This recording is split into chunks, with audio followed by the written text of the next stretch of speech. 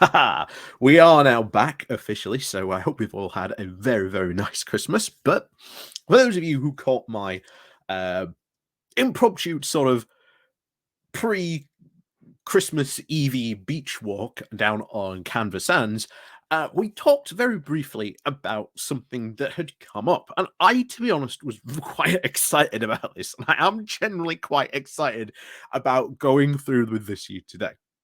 But for those of you who don't know, we very often like to talk about of the fact that years ago there was the election of David Cameron and Ed Miliband, and one of the things that did really play very, very poorly against Ed Miliband was his seemingly at the time inability to eat a bacon sandwich. And unfortunately, this has created what we have come to know as the two separate timelines. The worst timeline, which we currently now live in, and of course, the one that we dub the baconverse. The one where Ed Miliband could eat that bacon sarnie like an absolute champion, and he won and went on to be Prime Minister instead of David Cameron.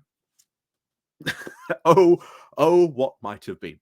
But you might ask, why is this being written at this moment? Well, there is a big, or at least a fear trying to be spread by the conservative politicians and so many MPs at this moment to try and spread the dangers of that both Ed Miliband and Ed Balls are getting back into to politics, that the Miliband brothers are coming back and like, oh my god, this is going to be a nightmare. Think about what they're going to do.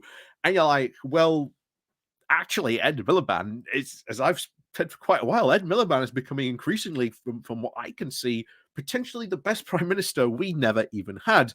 But my excitement does come from this fact that for no apparent reason whatsoever, there is no justification for writing this, but apparently Penny Mordaunt felt the need to write essentially baconverse fan fiction.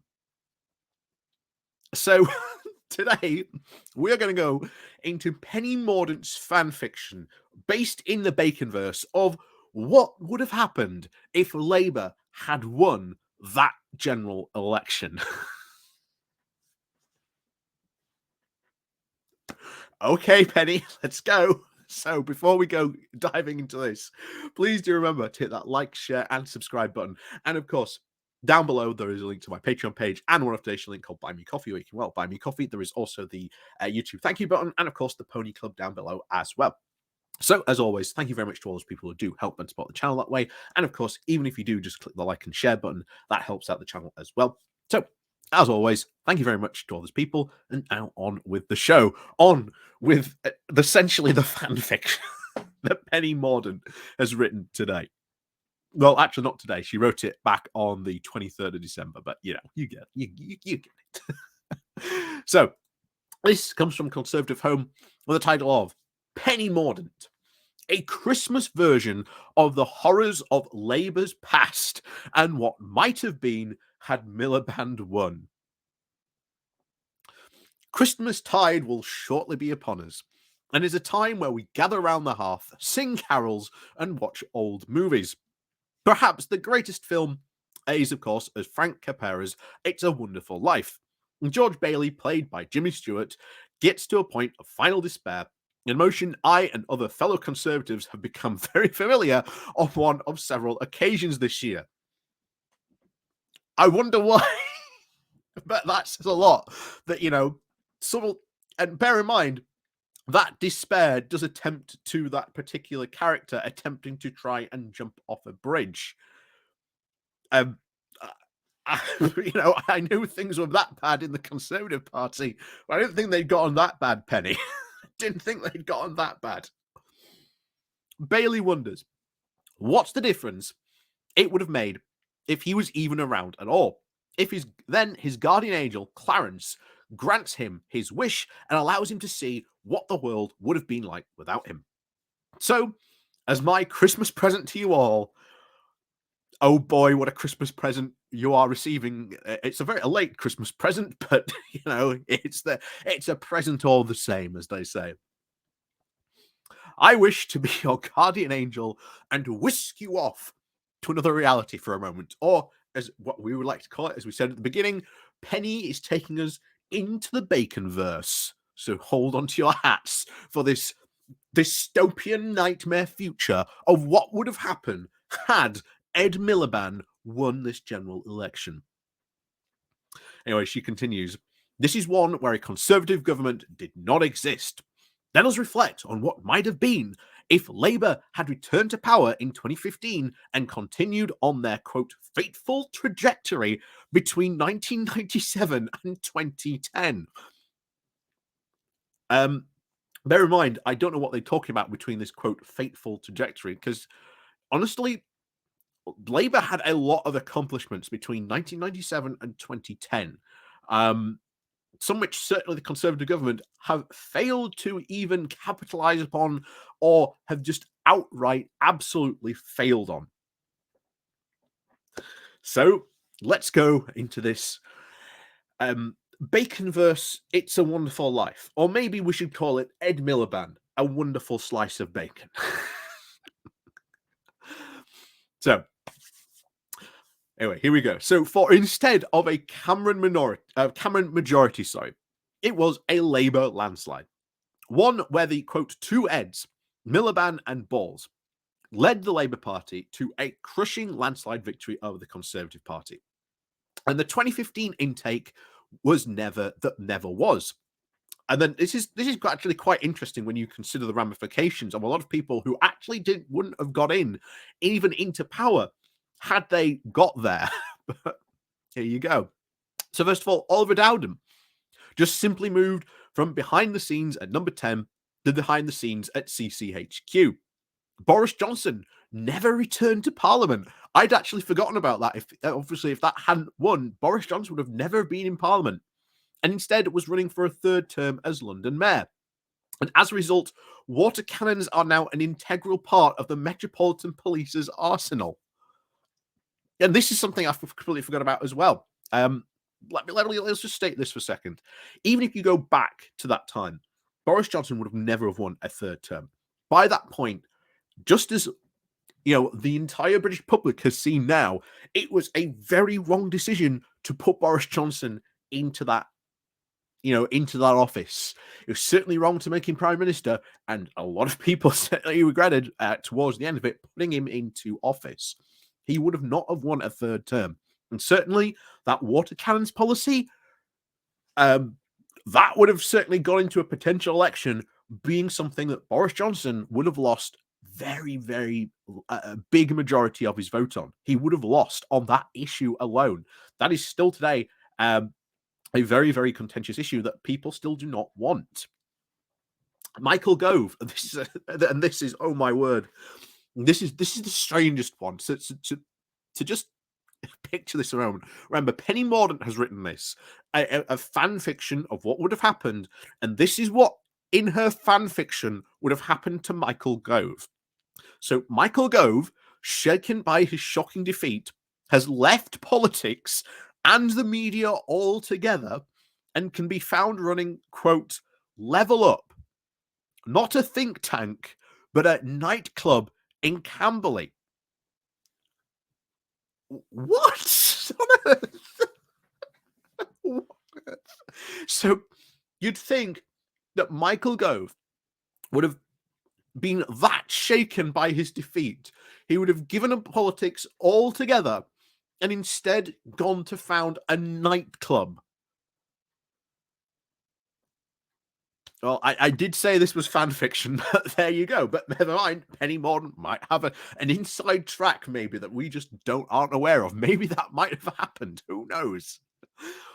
Maybe that's true in the Baconverse. Maybe, Michael Gove is like the club king of Aberdeenshire.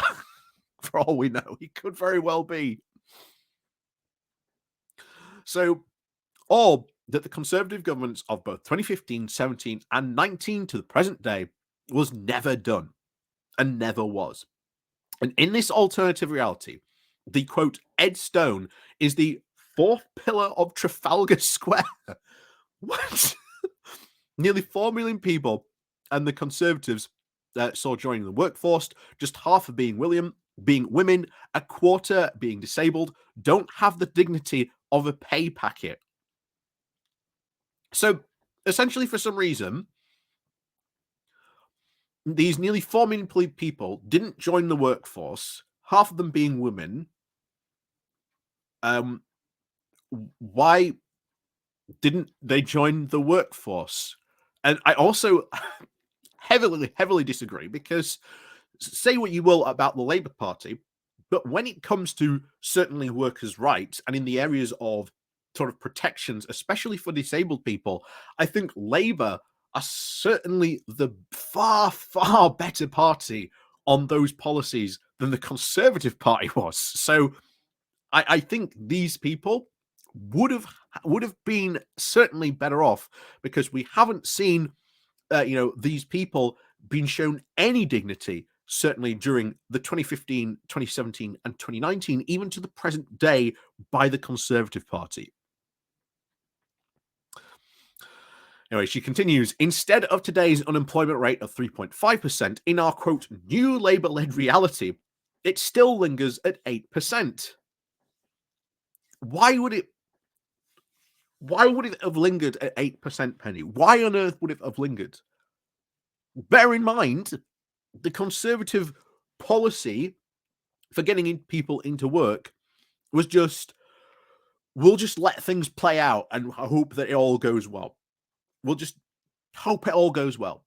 Labour did actually have a comprehensive sort of policy back in sort of 2010, before the obviously the coalition government, that they wanted to bring in that would help us recover from the 2008 financial crash. Something against why we had such a high, unemployment rate at that time, because we were still suffering by that time at 2010. We were still suffering from the effects of the 2008 financial crash.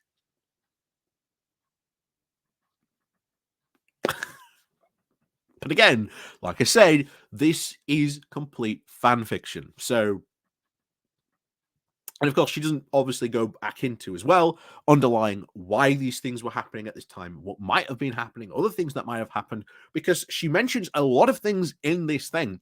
Like, I don't think Labour would have really just sat back and watched that happen. This is why I've said a lot of this is about fear mongering. But anyway, where were we?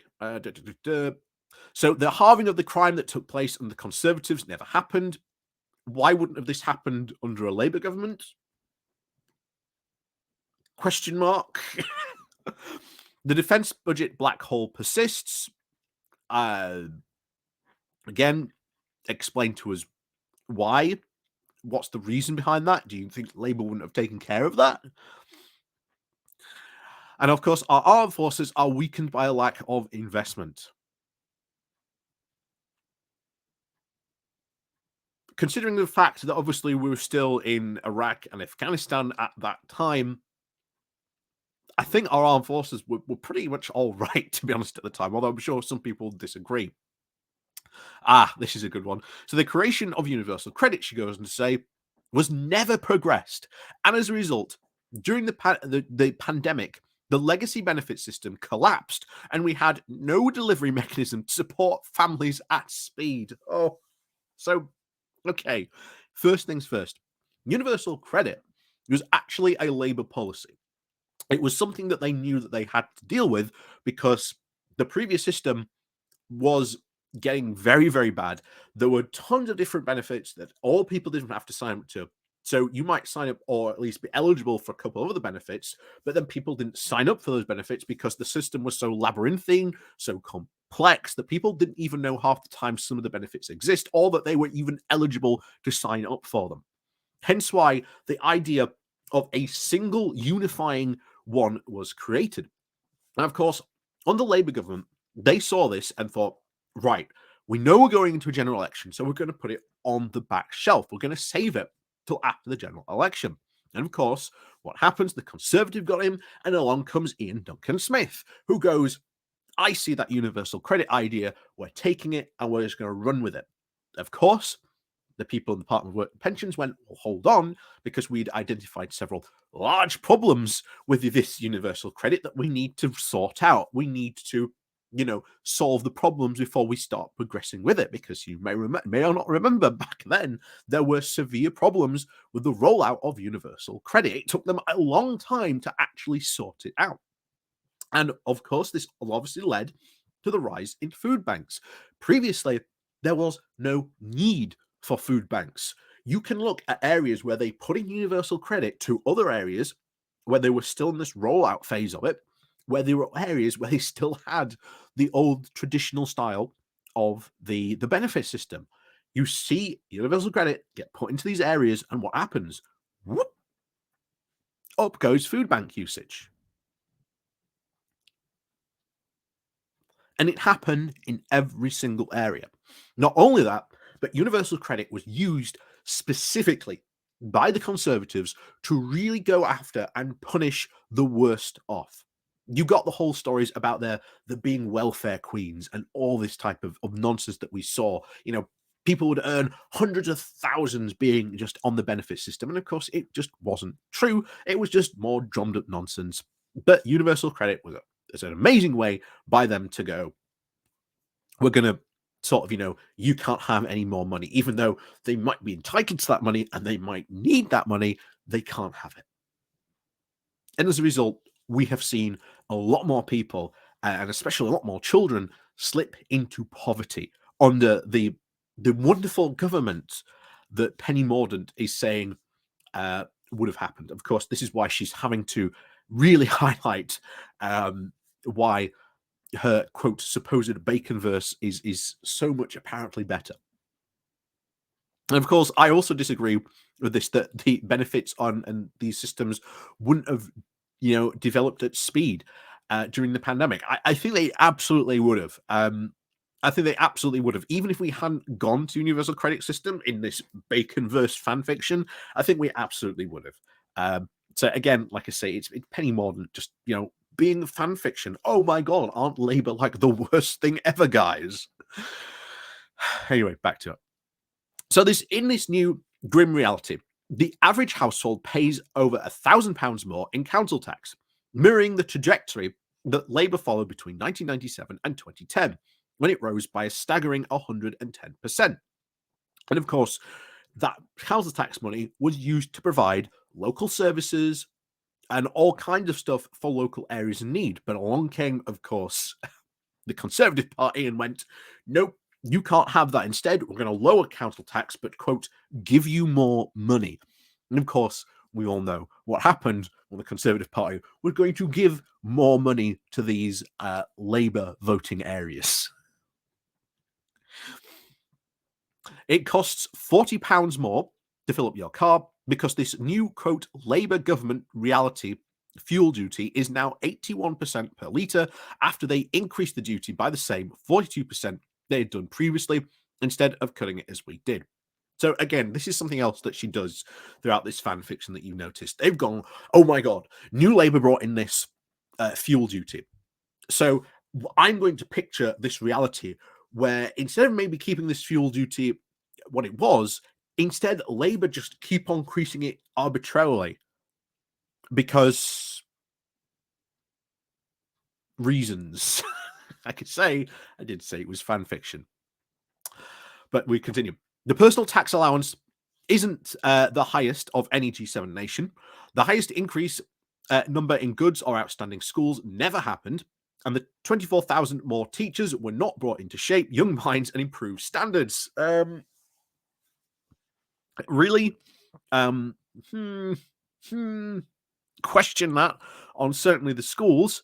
I think schools were certainly better under New Labour, and certainly the education system was far, far better. I think more people were certainly in higher education. That was certainly went through higher education in between this period that she's selected of 1997 to 2010. I think There were certainly far, far more higher standards back between 97 and 2010.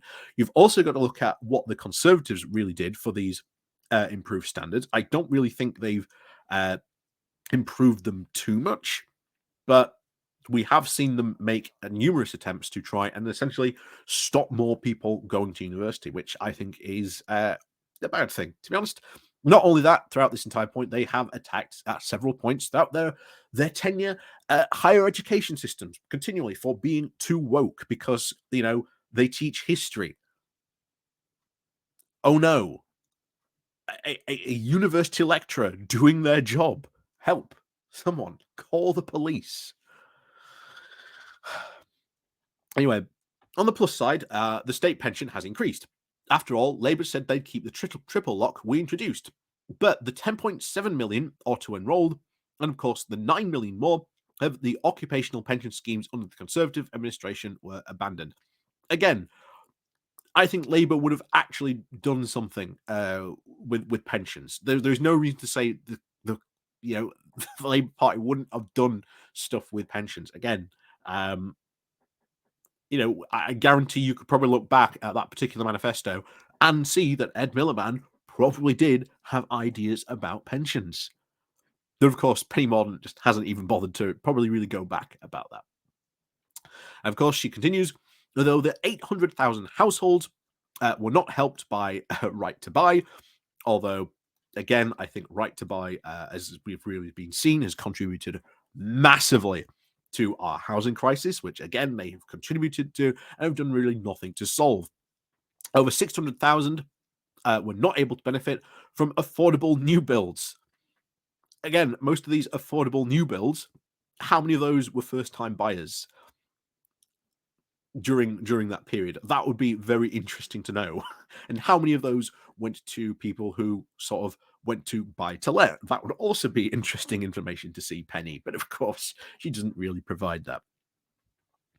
Homelessness didn't drop by nearly 50% in the last 5 years, and we didn't help 500,000 households into secure accommodation. Again, why wouldn't Labour have done stuff to help that out?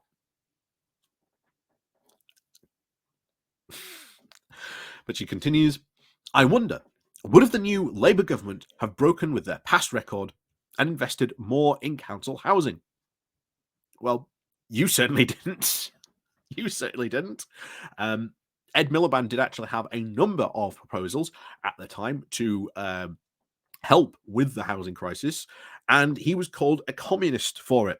And of course, when Theresa May brought her plans, which were very, very similar, they were apparently amazing and were going to solve the housing crisis. But of course, those didn't happen because, well, Theresa May was having, shall we say, significant Brexit problems. But there you go. Would they have matched our unparalleled investment? I wouldn't call it exactly unparalleled, Penny, but there you go. Like I say, it's her fanfic. Would they have brought down social housing list by 500,000? Judging by the record, no. Again, why wouldn't they have done that down? I think they absolutely would have, certainly during that time. There's no reason to suggest they wouldn't. And I think a lot of Ed Miliband's proposals at that time in and around the housing and around that sort of general election, I think were quite good. But anyway, she continues. Would they have made the biggest rail investment since Queen Victoria sat on the throne? Probably not, considering they only electrified 63 miles of track in their 13 years of power. Probably at that time, because I think they, at the time, if I'm correct, there wasn't a big push for electrification at that time. Electrification has really only been quite a recent thing. I mean, someone will correct me if I'm wrong, but we also go back to the usual question of where she makes these claims that they would have never have done this. Yet, as we've made clear time and time again on this channel, investing in rail and building new railways and stuff like this would have been a fantastic option for any government. In fact, we've seen even the integrated rail plan of building that northeast line that was going to go from Liverpool to Hull. Well, that's never been built. That never got built. Bradford, one of the biggest cities in the north, has no interconnecting rail lines to it. It's and yet it's got a massive population that would massively benefit from having those rail links. I don't see your point there about your investment, because the more it's the same with all these things that she's written. The more you look into them, the more you start to pick them apart. You know, well, you go, well, Penny, what about your government? What did they do? you know, and of course, what about the cancelling of the north leg of HS2? A massive bit of infrastructure would have massively improved the service provision for trains in around sort of the north. Of course, didn't get built. So they would have inflicted a, quote, 25-year environmental plan focused on the restoration, would have they initiated a 25-year focused environmental plan focused on rewitching our wildlife-rich habitats, protecting forests, and expanding marine protection areas? Or would they be on course to halve the species decline by 2030? Again, citation on that is certainly needed. I don't know if we're even on course for that now. They say citation needed. Expanding the marine protection areas, well, that certainly annoyed a lot of fishermen, we can tell you that. And of course, this, what they're talking about the restoration of wildlife habitats, is the new farming plan. Instead of allowing farmers to be farmers, they're going to get money to be wildlife conservationists. But farmers hate that because they want to be farmers, not wildlife conservationists.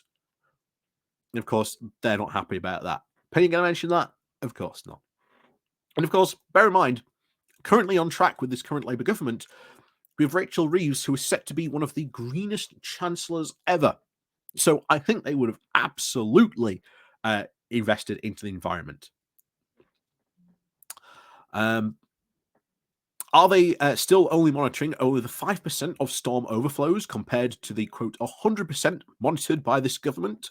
Did they increase investment to flood defences? Probably. I think they would have. Like I say, this is all, what ifs.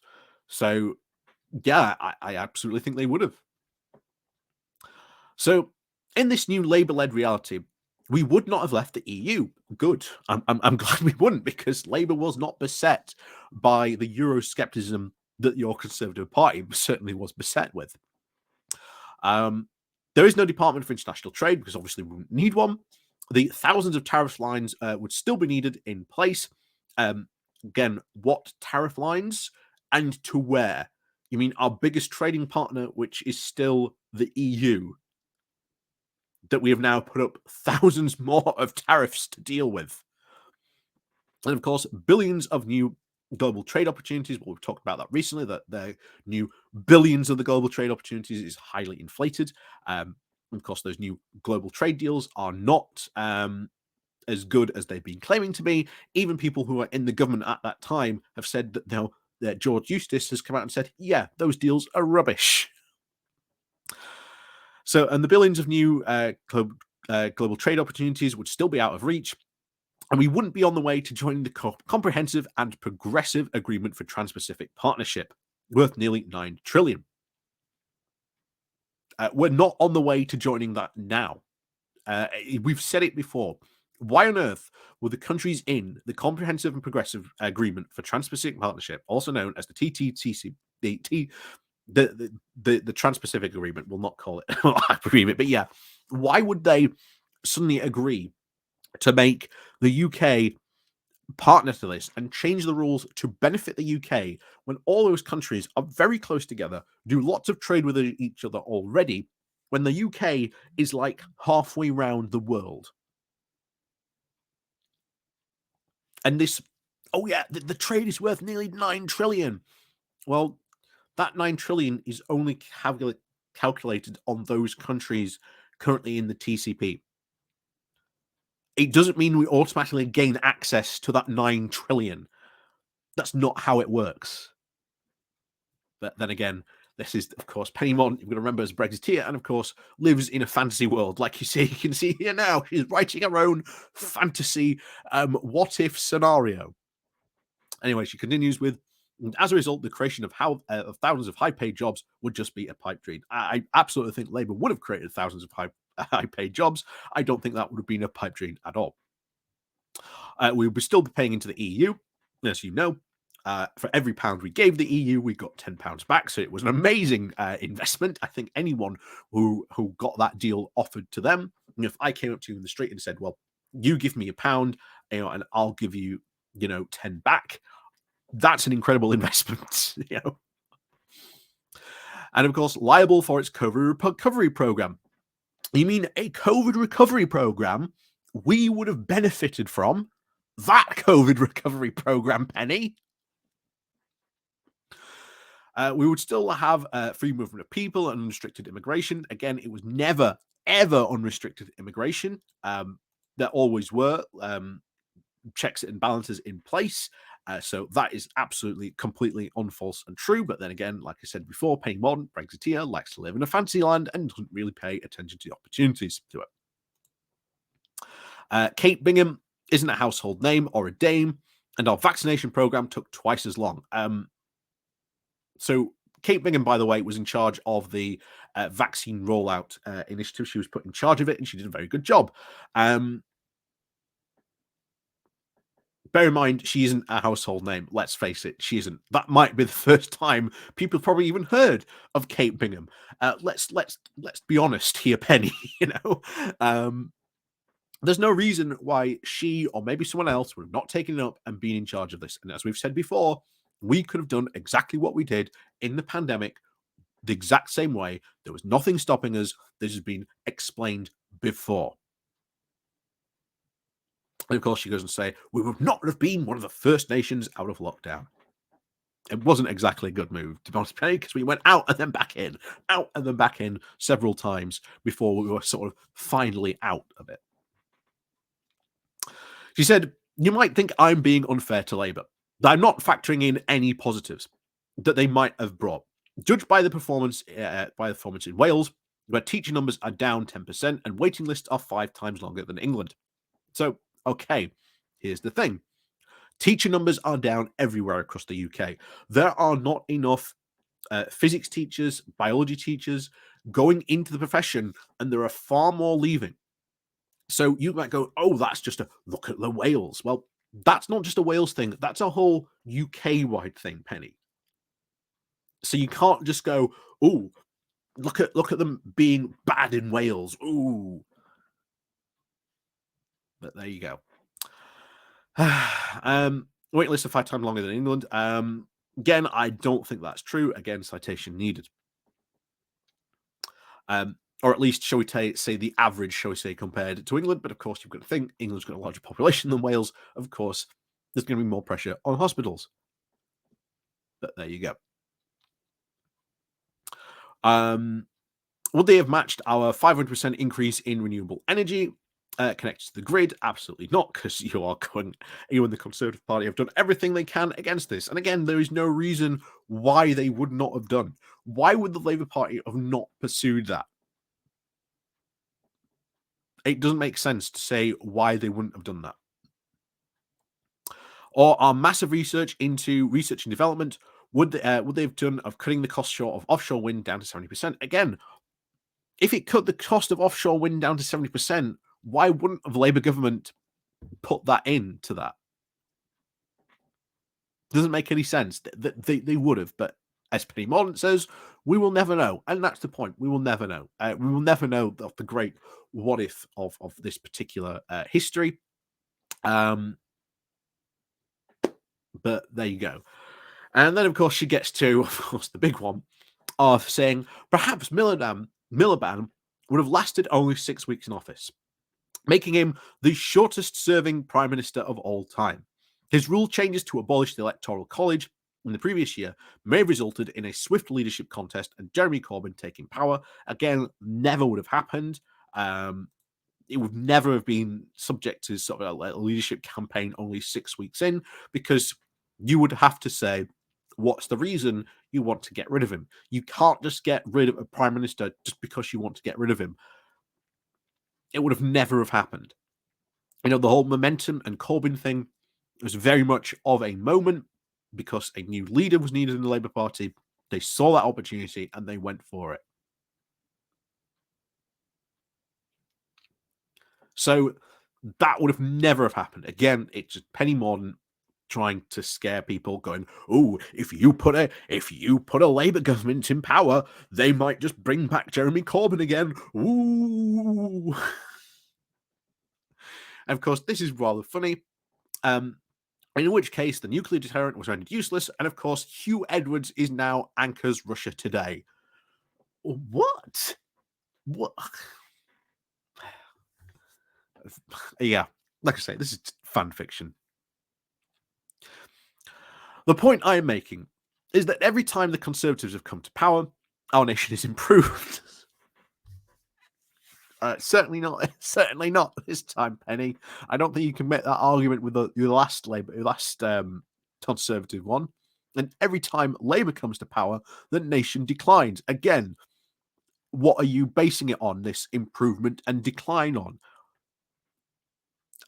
The time period you select between 1997 and 2010 was quite a good growth period for the UK. So Labour did quite well during that time period, Penny. But then again, like I said, this is fan fiction. There may have been other things we could have done, but our record is solid. Not really, to be honest, Penny. We should remember that. And we should remember Labour's record too. Well, Labour has a pretty good record. Again, if you're talking about the 1997 to 2010, they can, to be honest, quite a good record during that time. I'm proud that my party. I'm proud that my party has been vigorous in the debate and the new ideas that have been. Again, you haven't really put any new ideas in. You've just, shall we say, changed new ideas for crazy right-wing free market fundamentalist ideas that no one really wants. But there you go. Like I say, remember, after her loss in the parliament in the Tory party competition, she was, of course, re-brought back and started backing Liz Truss. Fantastic move for you there, Penny, considering what she then did. And of course, Labour have and are still stuck in an Islington cul-de-sac of irrelevance. Absolutely not. They have very much got out of that cul-de-sac position. You'll claim, Penny, they've got on new ideas. There is a new sense in the party. And like I say, I'm very, very much looking forward to the new Labour manifesto when we get to see it probably this next year at this point. The prawn cocktail initiative may have been reactivated, but the innovation and vision have been not absolutely wrong. I think Labour currently, to be honest, when you look at people like Ed Miliband, Angela Rayner, things like Keir Starmer have said with the sort of pledge to sort of get rid of the House of Lords is fantastic. You do not see that in anywhere near shape of the Conservative Party. You don't see any real good ideas, to be honest, in the current Conservative Party. It is just there's new ideas proclaimed that they will somehow work because they'll work. You don't really see them, to be honest, Penny. And when they were bring these new vision and ideas, you almost crashed the economy. I never want my city or my country to relive the MRSA infections. No one really does, but again, there you go. The pension of poverty. You mean the pension of poverty? How about the pension of poverty that you've increased under your government? Poor education standards. Again, what about the poor education standards that you've done? The soaring council tax, which has led to less good local services and lots of areas feeling worse off. Sky-high truancy and crime rates. Again, what about the crime rates that you did when you sort of slashed the policing budget under austerity? The nanny state and EU capitulation, which Labour gifted them. At what point did Labour capitulate to the EU? All those EU stuff were negotiations. Remember, Blair was at one point in the revolving presidency of the EU that we had. Blair was, president of the EU for a brief period. Was that capitulation? It is because I remember their record. I'm going to fight them at every step of the way alongside my colleagues and our Prime Minister. So get some rest, sharpen your pencils, hold onto your tats because we are not done yet. Well, unfortunately, the polls, Penny, say otherwise. They very, very, very much say otherwise. And Jesus Christ, we've been going 40 minutes over Penny Mordaunt's ridiculous fan fiction. But there you have it. It's Penny Mordaunt's ridiculous fan fiction. What do you say about it? Well, it's based off Penny Mordaunt trying to reach for the worst possible things and think, what's going to scare my traditional conservative voters more? And of course, that's what she's gone for. It doesn't really talk about her, should we say, her own party's current time in record. Certainly for the past, since 2015, if you want to sort of start from there up until sort of for the present day. What about your record, Penny? Because the Conservative Party doesn't really have a good record if you look at the current state of Britain. Remember, right, we are all here because of what the Conservatives have done. So there you have it. They've been the ones in power. Many of the problems are problems of their own making, and just deciding to go and make up essentially fan fiction to say, oh my God, that Labour government in 2015 would have been a nightmare. You can't really go around just making stuff up about political parties that might have been in power had Ed Miliband eaten a bacon sandwich more effectively. Hence why I've dubbed it, baconverse fan fiction. It's bizarre. It's weird. And most of the commentary you can put it against it is, well, why wouldn't have Labour done something similar? If it's such a good initiative, why wouldn't have Labour have done it? And then what about Labour policies? Wouldn't they have worked? She doesn't even talk about potential Labour policies that Miliband would have brought in, such as the housing stuff and things like that. Guess we don't talk about those. But there you go. So, as always, guys, like I say, we've been on a long one today. But anyway, as always, thank you very much for watching. Please remember to hit that like, share, and subscribe button. And of course, down below there are links to my Patreon page and a one-invitation link called Buy Me Coffee, where you can buy me coffee. And as always, guys, thank you very much for watching. And of course, we'll see you all next time.